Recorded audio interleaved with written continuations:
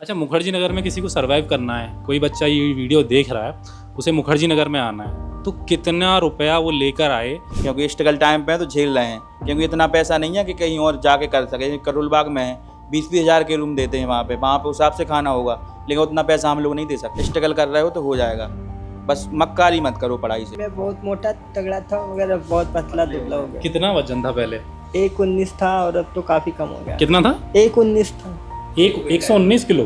जी 119 kilo. हाँ, बहुत मोटी। और अभी कितना वजन है? अब तो हमें लगता है 70-75 होगा या चाहे 80 के बनते। दोस्त को भी देते हैं, ऐसा नहीं है कि खुद खा लेंगे। घी भी वगैरह सब बाहर रखा रहता है, जिसको खाना है खा सकते हैं, कोई दिक्कत। घर का घी है, कोई दिक्कत थोड़ी है उसमें। गाड़ी अगर नहीं होगी तो दूर दराज गांव में ग्रामीण पृष्ठभूमि पे कैसे जा पाएंगे, और आज के टाइम पे जैसे बाढ़ की हालात है तो गांव तक वो कैसे पहुंच पाएंगे, गांव टू डोर कैसे वो जा पाएंगे, वहाँ उनकी समस्याएं कैसे सुन पाएंगे। उन पर टेलीफोन नहीं होगा तो लोगों तक कैसे संपर्क साध पाएंगे, आवास नहीं होगा तो रहेंगे कहाँ, सड़क पे रहेंगे। कोई बंदा है, कोई लड़का तैयारी कर रहा है, कब उसे गिव अप कर देना चाहिए, छोड़ देना चाहिए कि अब नहीं है?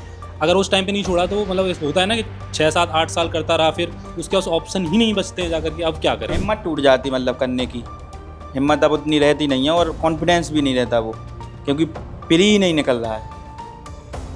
अच्छा, मुखर्जी नगर में किसी को सरवाइव करना है, कोई बच्चा ये वीडियो देख रहा है, उसे मुखर्जी नगर में आना है, तो कितना रुपया वो लेकर आए सो दैट यहाँ पर मुखर्जी नगर में सरवाइव कर पाए, और कितने रुपए उसे महीने के लिए चाहिए होंगे, मतलब रहने खाने का, और ऊपर से जो खर्चा होता है वो? मंथ का 12,000 तो मिनिमम है, और मैक्सिमम चाहिए तो 20,000। फिर 12,000 को अगर डिवाइड करें कहाँ डिवाइड करें तो 5 से 7 हज़ार में तो पीजी आता है।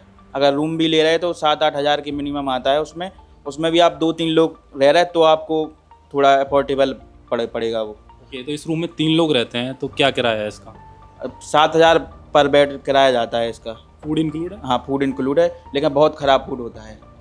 हाँ, मतलब खाने लायक नहीं था, हम लोग सब झेल रहे हैं, क्योंकि स्ट्रगल टाइम पे है तो झेल रहे हैं, क्योंकि इतना पैसा नहीं है कि कहीं और जाके कर सके। करोल बाग में है 20-20 हज़ार के रूम देते हैं वहाँ पे उस हिसाब से खाना होगा, लेकिन उतना पैसा हम लोग नहीं दे सकते, तो इसलिए मुखर्जी नगर में रहना पड़ता है, और ऐसे पीजी में रहना पड़ता है। तो वैसे घर पे अभी आपको 3 अटेम्प्ट हो चुके हैं, 3 अटेम्प्ट दे चुके हो, तो जब घर पे कॉल करते, क्योंकि ग्रेजुएशन भी कंप्लीट हो चुकी है, एक उम्मीदें भी बन जाती हैं बच्चे से, तो जब कॉल करते हो पैसे के लिए या फिर नॉर्मल बातचीत के लिए, तो जो व्यवहार पहले 3 साल पहले था माँ बाप के साथ वो उतना ही है, फिर थोड़ी शर्म आने लगी है पैसे मांगने में? नहीं, ऐसा कुछ नहीं है, शर्म तो पहले भी आती थी, लेकिन मम्मी पापा का व्यवहार कुछ ऐसा बदला नहीं है।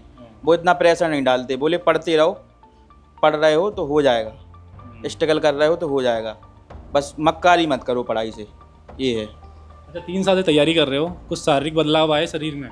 काफ़ी ज़्यादा है। मैं बहुत मोटा तगड़ा था मगर अब बहुत पतला दुबला हो गया। कितना वजन था पहले? 119 था और अब तो काफ़ी कम हो गया। कितना था? 119 था। 119 किलो? जी 119 किलो? हाँ, बहुत मोटी। कितने साल पहले की बात है ये? 2.5-3 साल के पहले। और अभी कितना वजन है? अब तो हमें लगता है 70-75 होगा या चाहे 80 के बनते। तो ये यहाँ पे जो आप बता रहे हो पीजी का खाना इस तरीके से मिलता है, उसकी वजह से या फिर कुछ और कारण है? पीजी का खाना है, और ऊपर से मुझे थोड़ा बीमारी लग गई थी, मतलब शुगर वुगर की थोड़ा हो गया था, लेवल काफ़ी आया अभी, तो उसकी दवा चल रही है मेरी अभी, तो अब थोड़ा रिकवर हुआ है मेरा। तो अभी ज़्यादा मैं फिट नहीं हूँ। तो आपके अंदर क्या लगता है कि मतलब क्या लगता है कि 3 सालों में कुछ बदलाव आया? मेरे साथ ज़्यादा चेंजेस नहीं होते, क्योंकि महीने के अंदर में घर पे जाता रहता हूँ, घर की तो बराबर हो जाता है वो। हाँ, जितना कम करो यहाँ पे उतना घर पे जाके 1 हफ्ते 2 हफ्ते में हो जाता है। अभी भी मम्मी? क्योंकि मैं बचपन से, हाँ, मम्मी भेजती हैं लड्डू वगैरह और घी सब, मतलब मैं लेके आता हूँ सब। अलमारियों में ही हाँ, छिपा रहता है, फिर फट जाता है? नहीं, दोस्त को भी देते हैं, ऐसा नहीं है कि खुद खा लेंगे। हाँ। घी भी वगैरह सब बाहर रखा रहता है, जिसको खाना है खा सकते हैं, कोई दिक्कत। घर का घी है, कोई दिक्कत थोड़ी है उसमें। वो दोस्त ही बताएं। हाँ, लड्डू वगैरह भी हम लोग बना के लाते, तो प्योर काजू बादाम प्योर घी के बना के लाते हैं उसमें कोई वो मिलावट नहीं है। अच्छा, एज ए हिंदी मीडियम, क्योंकि आप जो दोनों एस्पिरेंट हैं, एक मतलब जो ज़मीनी मतलब ग्रामीण इलाके से आते हैं, तो मुझे जानना है कि कोई बंदा IAS बनता है या IPS बनता है, उसको जो शारीरिक सुविधाएं मिलती हैं, बंगला, गाड़ी, ये तमाम चीज़ों से मिलनी चाहिए। जरूर मिलनी चाहिए, वरना उस सुविधाओं के अभाव में काम को कैसे तेजी से कर सकते हैं, वो नहीं कर पाएंगे। गाड़ी अगर नहीं होगी तो दूर दराज गांव में ग्रामीण पृष्ठभूमि पे कैसे जा पाएंगे। और आज के टाइम पे जैसे बाढ़ की हालात है तो गाँव तक वो कैसे पहुंच पाएंगे, गांव टू डोर कैसे वो जा पाएंगे, वहाँ उनकी समस्याएं कैसे सुन पाएंगे। वहाँ पे टेलीफोन नहीं होगा तो लोगों तक कैसे संपर्क साध पाएंगे, आवास नहीं होगा तो रहेंगे कहाँ, सड़क पे रहेंगे। तो उनके लिए तो चाहिए ही चाहिए, सैलरी चाहिए, उन्हें सारी सुविधाएँ चाहिए। आपका क्या ओपिनियन है? मेरे हिसाब से भी मिलना चाहिए, क्योंकि जिले का प्रथम नागरिक हो उसको फैसिलिटी तो मिलनी चाहिए। और जो भाई ने बताया, गाड़ी उसके पास संसाधन होंगे तो काम भी ठीक से कर पाएगा। सुविधाएं तो होनी भी चाहिए उसके पास, घर वगैरह, बंगलो वगैरह, गाड़ी वगैरह, काम करने के लिए ज़रूरी है उसके पास। अच्छा, जैसे आपको 2-3 अटेम्प्ट हो चुके हैं, आपके अटेम्प्ट दे चुके हो, तो मुझे जानना है कि कोई बंदा, कोई लड़का तैयारी कर रहा है, कब उसे गिव अप कर देना चाहिए, छोड़ देना चाहिए कि अब नहीं है? अगर उस टाइम पे नहीं छोड़ा तो मतलब ऐसा होता है ना कि 6-7-8 साल करता रहा, फिर उसके पास ऑप्शन ही नहीं बचते हैं जाकर के, अब क्या करे? मेरे हिसाब से 3 अटेम्प्ट के बाद छोड़ देना चाहिए। चौथे अटेम्प्ट में सब सच में हिम्मत खो जाती है बिल्कुल। नेक्स्ट ईयर छोड़ने वाले हो? हाँ, मैं छोड़ दूंगा चौथे के बाद, अब छोड़ दूंगा मैं। 3 अटेम्प्ट के बाद मतलब चौथे हाँ, अटेम्प्ट में हिम्मत टूट जाती, मतलब करने की हिम्मत अब उतनी रहती नहीं है, और कॉन्फिडेंस भी नहीं रहता वो, क्योंकि प्री ही नहीं निकल रहा है। ये है प्री, अगर मेंस जैसे मेंस तक पहुंच भी रहा होगा बच्चा तो उसको थोड़ी हिम्मत भी रहेगी कि तो अगले में हाँ, अगले में निकल जाएगा।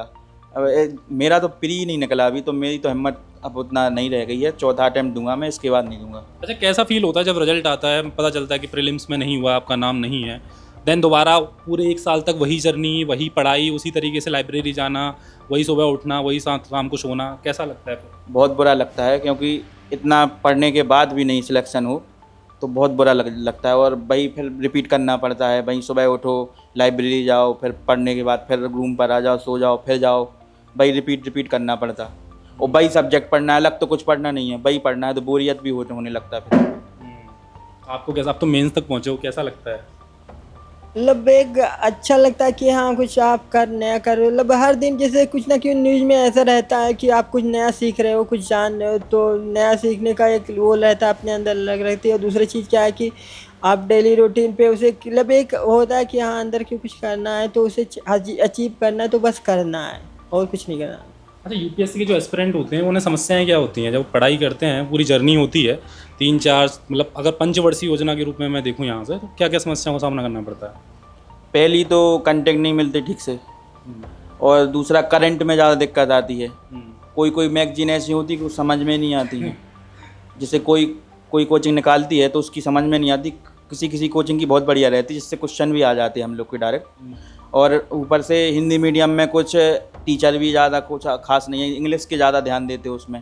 हिंदी भी पढ़ाएंगे तो उसमें इंग्लिश रहेगी साथ में, कि भाई तुमको इंग्लिश पढ़ना पड़ेगी तभी आपका पीटी निकल पाएगा। इकोनॉमी में जो पेपर आता है हिंदी का, वो इतना बेकार ट्रांसलेट होता है कि बिना इंग्लिश पढ़े नहीं हो सकता उसमें। जो जीएस के या ऑप्शनल? जीएस का बता रहा हूँ मैं, जो प्री का आता है, जो ऑप्शन आते हैं, इतना ख़राब आता है उसमें ट्रांसलेशन कि वो समझ नहीं पाएंगे उसको बिना इंग्लिश में पढ़े, ऐसा मतलब होता है उसमें। मुझे ये जानना है कि एथिक्स के पेपर के बाद भी कई आईएएस ऐसे होते हैं जो करप्शन में पाए जाते हैं, लिप्त पाए जाते हैं, तो मतलब ही क्या उस सब्जेक्ट का उतना पढ़ाने का, जब बच्चे आईएएस बनने के बाद भी करप्शन कर जाते हैं? वो तो एक मौलिकता के लिए है कि आपका आधार उतना हो जाए कि आप ईमानदार हो। ऐसा नहीं है कि कोई वो पढ़ लिया तो आप ईमानदार हो ही जाएंगे। कोई करता है, इस पे अमल करता है, कोई नहीं करता है। तो इसलिए एक केसेस आते हैं वगैरह कि आईएएस पे केस चल रहा है, सीबीआई जांच बैठ गई या सीबीसी ने जांच बैठा दी, तो वो लोग पढ़ के बस एक निकालने का माध्यम है कि बस GS 4 पढ़ लिया मैंने, एथिक्स निकाल लिया, पेपर दे लिया और मैं लवासना पहुँच गया बस। उसके बाद आपको उस पर अमल करना है, करो, नहीं करना है आपकी मर्जी है। अटैम्प्ट के बारे में क्या कहना है? जैसे जनरल कैटेगरी के लिए 6 अटैम्प्ट, ओबीसी के लिए 9, ST SC के लिए अनलिमिटेड होते हैं, तो क्या इतने अटैम्प्ट दिए जाने चाहिए? ST SC का जो लड़का है, बच्चा है, वो 30-40 साल तक तैयारी करता रहता है, जब उसका लास्ट तक नहीं होता तो उसके बाद कोई ऑप्शन नहीं बचता है, तो कितने अटैम्प्ट रखने चाहिए गवर्नमेंट को मैक्सिमम? अटेम्प्ट तक जहाँ देखा जाए तो सही है, क्योंकि इसके पीछे कमेटियों ने सुझाव दिया है और हमारे ख्याल से इतना होना चाहिए प्रॉपर, क्योंकि बहुत लोगों के होते हैं कि हाँ मतलब कुछ ना कुछ परेशानियाँ आ जाती तो 2-3 अटेम्प्ट तो लोगों के ऐसे चले ही जाते हैं। मतलब कहीं पीटी नहीं हो पाया या मेंस हुआ तो कोई पेपर ख़राब हो गया, तो 3-4 अटेम्प्ट तो मौका मिलना ही चाहिए। वैसे है तो अपना वो काम करते हैं, तो हर आदमी तो नहीं सफल हो सकता है, बट ये है कि कुछ लोग तो सफल होते ही हैं। ऐसा तो है नहीं कि हर साल हज़ारों बच्चे सेलेक्ट होते हैं, यूपीएससी में सेलेक्ट होते हैं। वैकेंसीज के बाद हाँ। SC/ST की बात है तो वो लंबे वर्षों से उनका शोषण हुआ है, तो उनका देखा जाए तो वो भी जायज़ है, उनको दिया जाना चाहिए था। ओके। अच्छा, ये जो एज क्राइटेरिया तय किया गया अलग अलग कैटेगरीज के लिए, एज क्राइटेरिया आपको लगता है कि मैक्सिमम इतना होना चाहिए, थोड़ा और कम कर देना चाहिए? एज भी सही है, सफिशिएंट है, क्योंकि एज के हिसाब से कमेटियों ने जो सुझाव दिया है वो बेटर है, मुझे जहाँ तक लगा है सही है, क्योंकि एज इतना प्रॉपर देना उचित है हमें।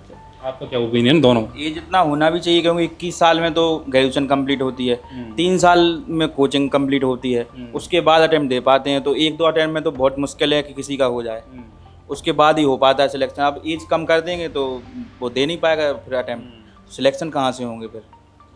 अच्छा, ये गवर्नमेंट ने प्रतिभा सेतु नाम का पोर्टल लॉन्च किया था, तो जिन बच्चों का सिलेक्शन नहीं होता मेंस तक इंटरव्यू तक पहुंचते जा करके, उन्हें मतलब PSU वगैरह या फिर कुछ मतलब प्राइवेट सेक्टर में भी जॉब मिल सकती है, डायरेक्ट कंपनियां उन्हें जा करके कांटेक्ट करेंगी। तो क्या लगता है कि ये सब चीज़ें पोर्टल लॉन्च करना ये गवर्नमेंट की एक पॉजिटिव सोच है या फिर उसी तरीके से टालने वाली चीज़ है कि बच्चों को टाल दिया जाए? मेरे हिसाब से तो थोड़ी बहुत टालने वाली भी है, थोड़ी बहुत पॉजिटिव भी है, क्योंकि इसमें टालने वाली ऐसी कि आप नहीं निकाल पा रहे तो आप किसी और सेक्टर में चले जाइए, डायरेक्ट तो उसमें भर्ती होंगी नहीं आपकी, उसमें भी आपको स्ट्रगल करना पड़ेगा। और अगर जैसे भाई ने अभी मेंस दे रखा है तो उसका किसी और सेक्टर में हो जाना चाहिए सिलेक्शन, नहीं मिल रही है, इतनी एज हो गई है उसकी, 4 अटेम्प्ट दे चुका है वो, तो किसी और में सिलेक्शन हो जाना चाहिए। रेट भी कम होगा। हाँ, CHSL भी कम, CHSL CGL कोई भी जॉब दे सकते हैं उसको, इतना तो नॉलेज होगी ना कि वो जॉब कर सके वो, लेकिन नहीं कर रही है सरकार ध्यान भी ज़्यादा कम दे रही है स्टूडेंट पे अब तो। SSC वाले स्टूडेंट HST वाले का प्रोटेस्ट हो रहा तो लाठीचार्ज हो रही है, कुट रहे हैं बच्चे, कुछ क्या है वो। अच्छा, ये बताओ कि अब तैयारी का पूरा डेली शेड्यूल क्या रहता है आपका? कैसे, कितने घंटे पढ़ते हो, कब उठते हो, कब जागते हो, कब सोने जाते हो? शेड्यूल तो नहीं बन पाता है, क्योंकि रात में लेट हो जाओ अगर पढ़ने में तो टारगेट तो पूरा करना ही पड़ता है, कभी 2 बज जाते, कभी 3 बज जाते, कभी 4 बज जाते, उसके बाद उसी हिसाब से 7-8 घंटे की नींद लेने के बाद जागते हैं, तो हिसाब से नया शेड्यूल लिख के पूरा टारगेट कंप्लीट करते। तो पूरा कर पाते हो? हाँ, टारगेट वाइज पूरा कर लेता हूँ मैं, 1-2 छूट जाते, कभी कभी छूटते हैं, नहीं तो पूरा कर लेता हूँ मैं टारगेट। अच्छा, ये थोड़ा इमोशनल क्वेश्चन है कि जब सिलेक्शन नहीं हुआ प्रीलिम्स में और घर कॉल किया होगा तो कैसा फीलिंग खुद की तरफ से था और पेरेंट्स की तरफ से कैसा रिएक्शन आया था? पेरेंट्स तो देखो समझाते हैं, लेकिन अपनी तरफ तो रोना आ जाता है, क्योंकि 3 अटेम्प्ट दे चुका हूँ, तीसरे में तो मुझे रोना ही आ गया था, क्योंकि नहीं हुआ था, बहुत ज़्यादा तैयारी कर ली थी। मतलब आपने रिजल्ट खुद देखा था या दोस्तों ने देखा? नहीं, मैंने ही देखा था, मैंने देखा, मुझे विश्वास था इस बार नाम आ जाएगा, लेकिन नहीं आया तो बहुत दुख हुआ था उसमें। कितने नंबर से रह गए थे? अभी नंबर थोड़ी पता चलते हैं वहाँ पे, साल के एंड में पता चलेंगे नंबर का। आंसर की तो बाद में याद ही ना, कट ऑफ बाद में याद देते वो, पहले कुछ पता ही नहीं चलता उसमें।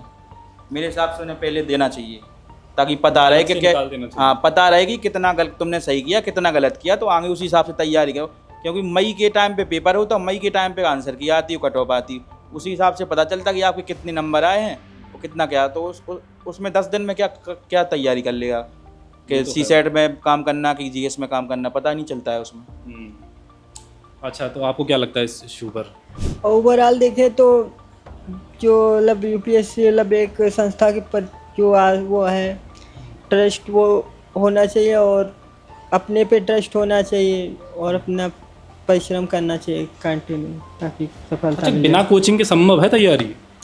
संभव है भी, बस ये कोचिंग से ज़्यादा हेल्प मिल जाती है। वैसे बिना कोचिंग का तो कोई किसी की तैयारी नहीं होती, क्योंकि नोट्स हो गया या मटेरियल हो गया तो कहीं ना कोई कोचिंग से ही लेता है। अगर ये है कि क्लास ले लेने से थोड़ा और हेल्प मिल जाती है वो हमें, जैसे हम लोग पहले थोड़ा घर पे करते थे, उसके बाद फिर मैं यहाँ आया तो कोचिंग लिया, तो वहाँ पे चीज़ें मतलब थोड़ी बहुत चीज़ें हम लोग गलत समझ रहे थे, जिन चीज़ों को कोचिंग में आके काफ़ी हेल्प मिला और उन्हें हम अच्छे से समझ पाए उनमें। और दूसरी चीज़, हमें याद करने में आसानी हो जाती है। जैसे हम पढ़ते हैं, 1 बार पढ़े 2 बार पढ़े पर भूल जाते हैं, पर जो हम वीडियो देखते हैं, क्लास करते हैं, वो चीज़ें हमें रिकॉल होती, याद रहती है हमें से ज़्यादा। अच्छा, कभी कभी इमोशनल हो जाते हो, रात में तैयारी कर रहे हो, फिर ध्यान आ जाता है कि नहीं हुआ, घर वालों से बातचीत होती है तो उस टाइम पे हमेशा मेरे मन में ये आता है कि अगर मेरा नहीं हुआ तो मैं मर थोड़ी जाऊंगा, मुझे और भी ऑप्शन है, मैं शरीर से स्वस्थ हूँ और काम कर सकता हूँ और एक्टिविटी काम कर सकता हूँ। ये है मतलब मेरे मन में तो हमेशा ये आता है। और अदर की क्या आता है तो मुझे। फैमिली से कैसा रिप्लाई आता है? फैमिली पूरा सपोर्टिव है, क्योंकि मैं घर में छोटा हूँ और मेरे को पूरा सपोर्ट करते हैं घर वाले पूरा।